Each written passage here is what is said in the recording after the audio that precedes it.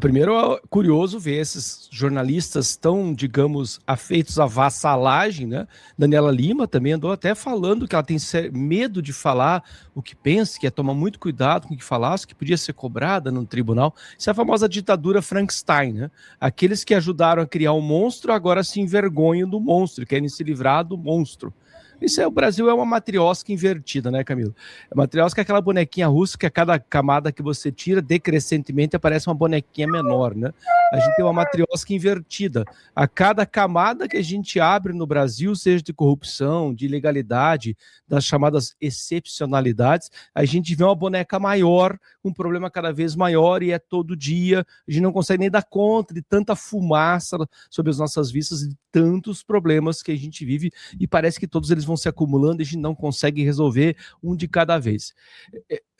Quando a gente pensa do porquê que o direito se tornou positivo, e o Caivano vai me ajudar depois com isso, se tornou positivo justamente porque a gente não ficasse à disposição ou à mercê da vontade, da volição dos poderosos. Aí vou puxar um pouquinho para a minha área, que é a história. Quando surgiu lá atrás, século XVIII, antes de Cristo, então estamos falando ali de quase 4.000 anos no passado, surgiu o famoso Código de Hammurabi, onde a lei passou a ser escrita para evitar que houvesse interpretações. E ainda assim, já que eu mencionei o Código de Hammurabi, a Lex Talionis não era uma lei assim tão baseada na igualdade, na democracia, era uma lei vingativa, uma lei aristocrática. Olha só que coincidência, né? Mas enfim, a gente criou o Código Positivo para que não ficasse à disposição da vontade dos poderosos. Na nossa casa, por exemplo, quando nosso pai ou nossa mãe criavam uma ordem, essa ordem não estava escrita lá na porta da geladeira, certo? Se o pai fosse muito do tipo neurótico, né? Mas você obedecia porque era uma questão consuetudinária, baseada nos costumes, e era uma lei oral.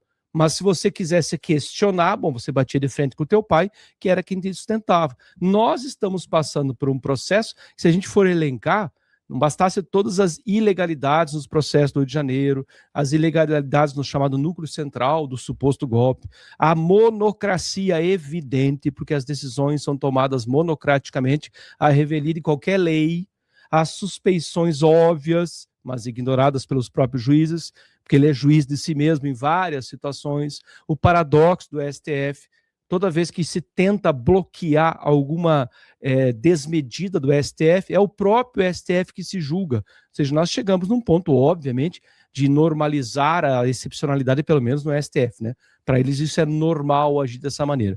Então a gente só pode chamar esse tipo de comportamento, todo esse somatório de comportamentos, porque, como eu falei, é mais uma camada, que parece que eles normalizaram. A gente só chama de ética porque é o comportamento padrão. Então, de certa maneira, é ética. A ética do STF, o tal manual de ética que eles dizem que não precisam, para eles é ética, é um padrão de comportamento.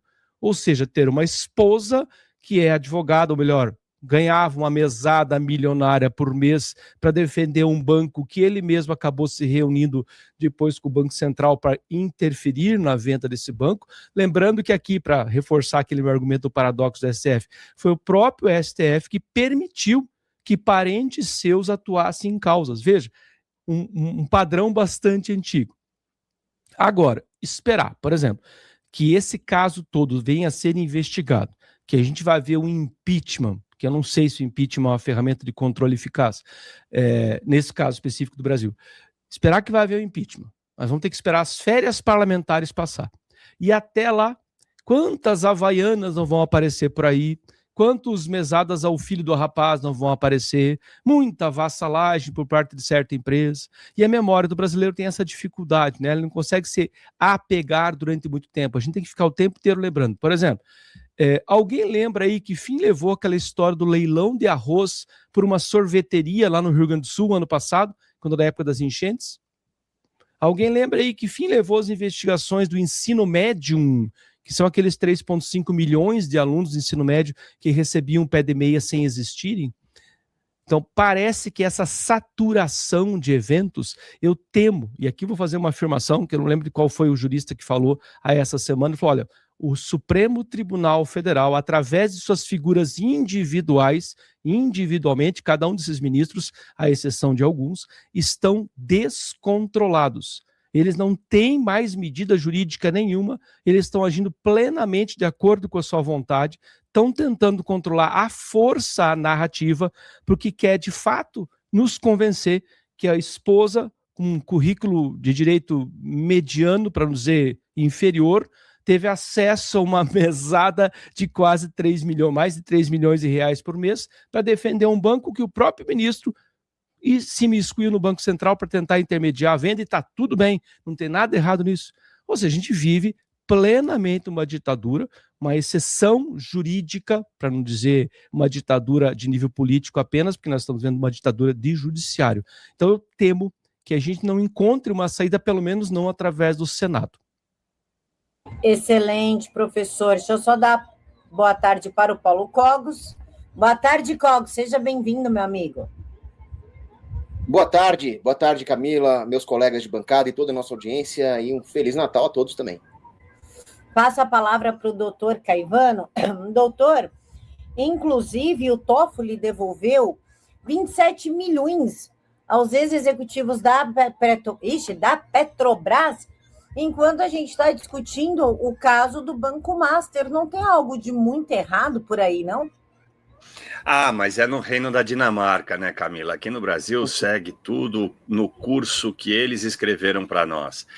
É difícil falar depois. Uma vez ele disse isso aqui nesse programa, né? Ah, difícil falar depois do Caivano, difícil também falar depois do senhor, professor Pisolato. Mas vamos lá, me lembrei aqui das primeiras aulas de direito que a gente tem, né? E o senhor lembrou do positivismo, que na verdade foi uma oposição àquele justnaturalismo, mas não uma oposição concreta, né? Olha, vamos extinguir o justnaturalismo. A gente ainda tem que compreender que o direito natural ele sobrevive, né? Mas é individual. Para você poder viver em sociedade, aquele contrato social que a gente assina, querendo ou não, né? Que também é regido pela Constituição. Eu preciso lembrar aqui que desde 1215, com a Carta Magna Inglesa, elaborada ali por Ricardo Coração de Leão, contra o seu irmão bastardo, João Sem Terra. O Sem Terra sempre dando problema, né? Mas aí, para impedir que as pessoas tomassem propriedade dos outros, né? Ou seja, que o governo autoritário tomasse a propriedade privada, o Ricardo Coração de Leão instituiu ali uma carta magna, uma carta de intenções, que acabou ficando conhecida como Constituição. E de lá para cá, o positivismo avançando ali no fim do século XVIII, juntamente à Revolução Francesa, você acaba criando um novo mote de olhar para a obtenção da justiça. Você afasta o poder supostamente moderador daquele monarca e passa a acreditar isso ao judiciário. E é aí que o Brasil é bastante diferente de todos os outros países, porque aqui a gente confunde alho com bugalho, em seu significado mais essencial, mais ontológico. Eu vou explicar, em poucas palavras e bem populares. A gente não chama navalha de navalha, nós chamamos de gilete. Ou então vamos direto para Presto Barba, quando você quer fazer uma barba, fazer a sua barba, eliminar a barba do seu rosto. A mesma coisa, o mesmo fenômeno acontece na questão da justiça. O brasileiro afasta-se dos conceitos e entende justiça como sinônimo de judiciário. E, na verdade, o judiciário é uma instituição, não é etérea, ela é materializada nas pessoas que são togadas, né? Seja via concurso, seja por indicação, para que se promova a justiça. E a Constituição é esse balizamento. O positivismo, como o professor explicou, é a visibilidade que a lei tem para tentar promover essa justiça e não mais o volitismo, não mais a vontade desse poder moderador. Pois bem, a Constituição Federal de 1988, ali no caput do artigo 5º, ela diz que todos são iguais perante a lei. Quando você diz exatamente essa frase, ela quer dizer nada mais do que todos são iguais diante da lei. Ou seja, nós vamos comparar a conduta individual para com a lei, para com a legislação e tentar entregar a justiça. Pois bem, nós vivemos, infelizmente, o pós-positivismo. O que é o pós-positivismo? É o retorno claro que de maneira velada, que de maneira escondida, que de maneira até nefasta, a volta do volitismo, ou seja, a vontade de um grupo que comanda o mundo, comanda, no caso aqui, a nossa sociedade, a sociedade brasileira, essa ditadura juristocrática. E eu digo isso sempre sem nenhum medo de errar, porque lá atrás o Frederick von Hayek já tinha feito, isso aqui não sou eu tentando me atribuir áreas geniais, o Frederick von Hayek já tinha feito essa definição, né, conceitual do que vem a ser justiça. Então não há nenhum mistério, bastaria você olhar para o passado para poder entender o que vai acontecer no futuro. Mas no Brasil esse fenômeno é bastante complicado, porque nós dependemos do fator opinião pública ligado à educação, à cultura, e infelizmente o povo brasileiro padece por desconhecimento. Então, quando você tem uma mídia, um consórcio midiático que vai te entregar não a verdade, mas algo palatável para te confortar, e aqui eu vou fazer menção a Santo Agostinho, né? O Santo Agostinho já alertava a gente disso. Ninguém quer a verdade, quer apenas algo que conforte seu coração e não digladie com as suas crenças. E essa é a definição do brasileiro. Eu não consigo enxergar o brasileiro de outra forma depois de ter lido essa definição do Santo Agostinho no seu livro Confissões. O brasileiro é assim.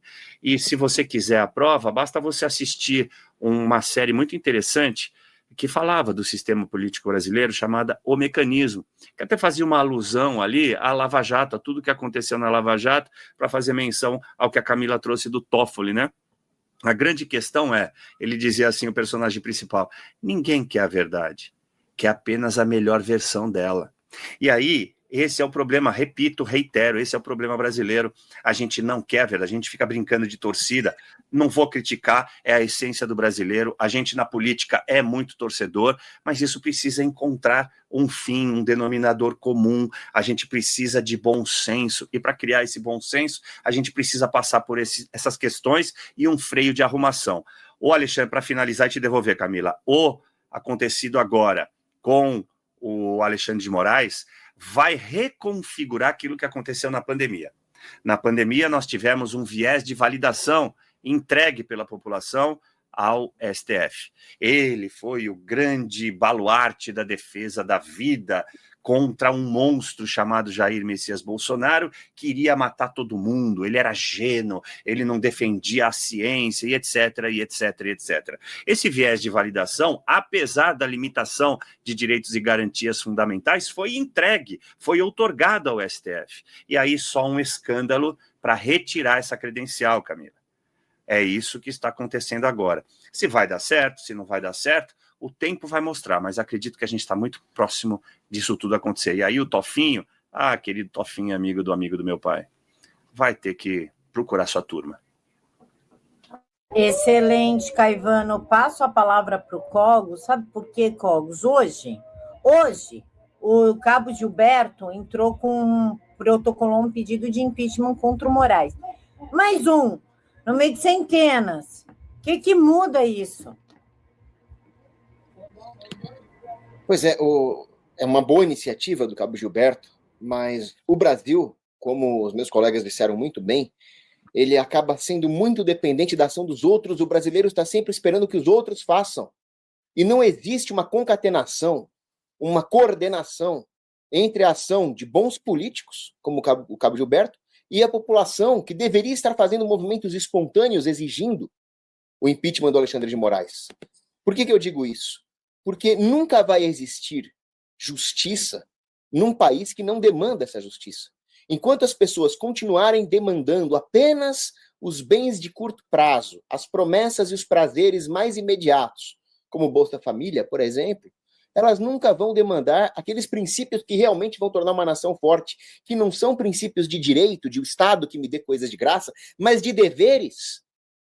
Antes de falar no direito da população à justiça, que realmente é um direito obter essa justiça, é um direito da população não mais estar subjugada à tirania de Alexandre de Moraes, é preciso que o povo esteja imbuído dos seus deveres, e é um dever cívico, um dever moral da população se mobilizar por essa justiça. Por quê? Porque Galvão de Souza, que foi um grande comentador político, de direito também, ele dizia, a justiça Na prática, é uma virtude social. Existe uma justiça última, sim, de dar a cada um o que é devido, mas para concretizá-la, para fazer com que ela realmente valha, com que seja um fenômeno político concreto, é preciso que a população tenha esta virtude social da justiça. É preciso que ela vá buscar, é preciso defender e vigiar, porque se nós queremos ser livres, nós devemos aceitar o preço dessa liberdade, que é o quê? A eterna vigilância. No Brasil, as instituições acabam sendo corrompidas por pessoas que sabem da preguiça que contamina o brasileiro. E essa preguiça que contamina o brasileiro acaba sendo exacerbada por essa política pública de dar tudo de graça. O brasileiro não está mais indo atrás, se contenta com o Bolsa Família, e com isso a economia vai virando uma economia de dependência. E o que é verdade na economia, na verdade, é um reflexo de algo mais profundo, que passa pelo direito, pela formação moral das pessoas. Então, essas instituições se corrompem dizendo, olha, precisamos mudar a norma. E como é que muda a norma? Quem decide quem muda a norma? É quem já está ocupando essas instituições, que toma as decisões por nós, que nos impede de agir, que nos chama de subversivos se nós agimos, que fomenta a preguiça com distrações vãs? Sim. E aí o brasileiro esquece que o direito, ele não é só a norma. Na teoria tridimensional, tem também o fato e os valores. O fato é que está havendo abuso de poder. É fato que existe uma antijuridicidade das ações do Alexandre de Moraes. O que ele faz é antijurídico. Existem valores a serem preservados, valores de decência, valores de direitos humanos que estão sendo violados, mas o brasileiro fica preso à norma. Por quê? Porque é mais fácil, é mais cômodo. Então, eu acho muito louvável a iniciativa do Cabo Gilberto, mas ela não pode acontecer sozinha, já tem tantas outras, e ela acaba perdendo a força, por quê? Porque nós não estamos agindo como sociedade, nós estamos agindo como grupos dispersos, cada um com seu interesse particular, e estamos esquecendo do elemento comum que nos une, e é este elemento comum que está sendo vilipendiado pela tirania. Então, eu clamo que a população se una, independentemente de qualquer divergência menor, de se é uma dona de casa, ou se é um jurista, ou se é um... Não importa. Enquanto nós não agirmos com a mentalidade de sociedade, nós vamos cair separados, quando deveríamos triunfar juntos. Microfone, excelente, Cogos. Posso só fazer um comentário em relação a isso, Camila? Me permite? Rápido, sei que você deve ser escrava do tempo, né? Como todo não, programa. Não. Eu vou passar, então, uma informação, Caivano, e tu já complementa uma na outra, que também é sobre o Supremo, que foi autorizada, Moraes autoriza a ida de Bolsonaro ao hospital para a cirurgia no Natal. Quem é ele para autorizar uma pessoa que está correndo risco de vida? Então, se ele não quisesse, Bolsonaro ia morrer. A coisa está muito fora de nexo, Caivano. Não, sem dúvida, né? Ele está, inclusive, tirando o direito do médico praticar a medicina, né? Isso também é um crime que seria comparável aí ao exercício ilegal de uma profissão. Então, ele está sendo médico quando impede, por um interesse próprio, ou então uma avaliação particular, de que talvez Bolsonaro não precisasse. Ele já demorou demais, e o risco que Bolsonaro está correndo em virtude desse atraso é muito grande, está realmente correndo risco de vida, Camila. E eu queria ter pego o ponto que o Cogos trouxe, porque ele é imprescindível para a gente tentar construir uma nação, tá? Parabéns, Cogos, pelo comentário. Eu tenho também dito isso em toda oportunidade que eu tenho, falei isso na última audiência pública, que eu tenho feito várias, né, chamada Cruzada pela Anistia, em várias câmaras municipais de São Paulo. A última foi em Taubaté, e o ano que vem a gente tem algumas aí pela frente, uma vez que usaram a população e a anistia virou um mote político, né, virou uma pauta política para a eleição de 2026. Olha só, não dá para a gente entender nação se as pessoas não abrirem mão dos seus interesses particulares, mesmo que ele seja somente um percentual, para a gente construir uma nação. O Brasil, infelizmente, padece disso, e eu tenho usado o Eduardo Bolsonaro como referência para mostrar isso para as pessoas, para mostrar isso para a nossa sociedade, não porque ele é um Bolsonaro, também por isso, mas principalmente porque ele abriu mão de seu cargo, dos benefícios do cargo, do seu salário, para ir para fora do país e para a maior democracia do planeta até agora, para dizer, olha, lá no Brasil está acontecendo violação de direitos humanos. É preciso muita coragem e é preciso pensar além dos seus objetivos. É preciso pensar aí de maneira virtuosa, como o Cogos trouxe. Parabéns uma vez mais, Cogos. Obrigado, Caivano. Fico muito honrado vindo de alguém que está lutando tanto pelos nossos direitos, porque quando você defende esses presos políticos, você defende a todos nós.